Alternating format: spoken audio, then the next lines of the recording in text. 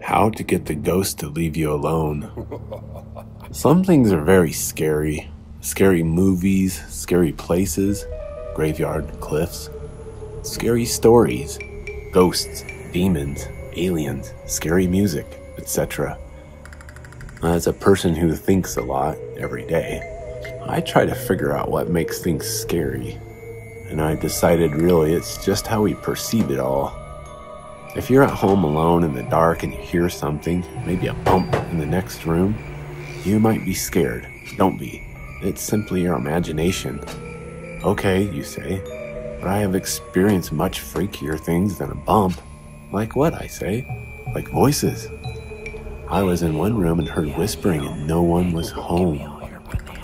Okay, well that was a poltergeist, I say. You needn't be afraid. Simply show the spook you don't care. For instance, what if he whispered something like, "Kill the cat," to you? What if you didn't hear the ghost and you made him repeat himself? He might become a little embarrassed that he's not scaring you and not enunciating properly. "Kill the cat," he whispers all creepily. "What?" you ask. "Kill the..." "No, never mind." And then he goes to the neighbor's house. Or what about Frank's situation? One foggy October night, Frankie was home alone in his bed upstairs when a noise startled him awake.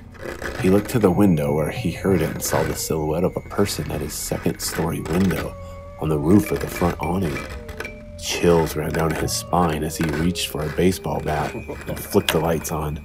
There was a dead body, but it was moving, or rather being moved like a puppet.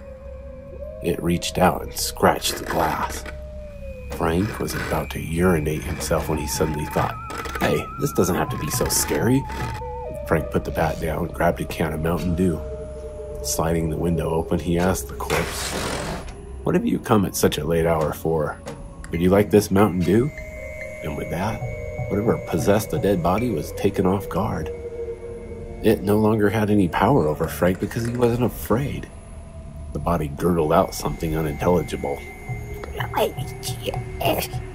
Frank said, "Man, I can't understand you. Want to play Xbox?" And so the two of them played Halo until 3:30 a.m.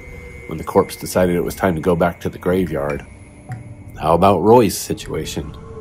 After a long day of work, he returned to his dark, lonely apartment in the city.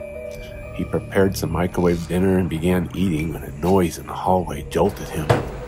He looked back there in the dark to see an apparition standing still, staring at him.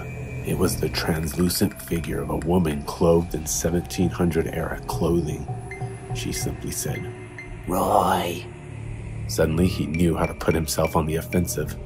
"Yo, mama's so ugly she walked into a haunted house and came out with an application." The specter was either offended or thought it was so funny she had to vanish to laugh at it. Tried Dirk's method. Once, he was the last person cleaning up behind stage after a play.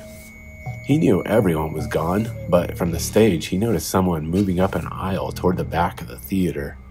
At first, he thought someone was sneaking around, and he realized they didn't notice him. He quietly followed the figure and caught up to it. About 5 feet from the person, he noticed their feet were moving 10 times faster than their body, and in ways that didn't coordinate with the rest of the body. Dirk knew what he would do. He reached forward, laid his hand on the person's shoulder, and said, "Ooh," in the loudest, most booming voice he could.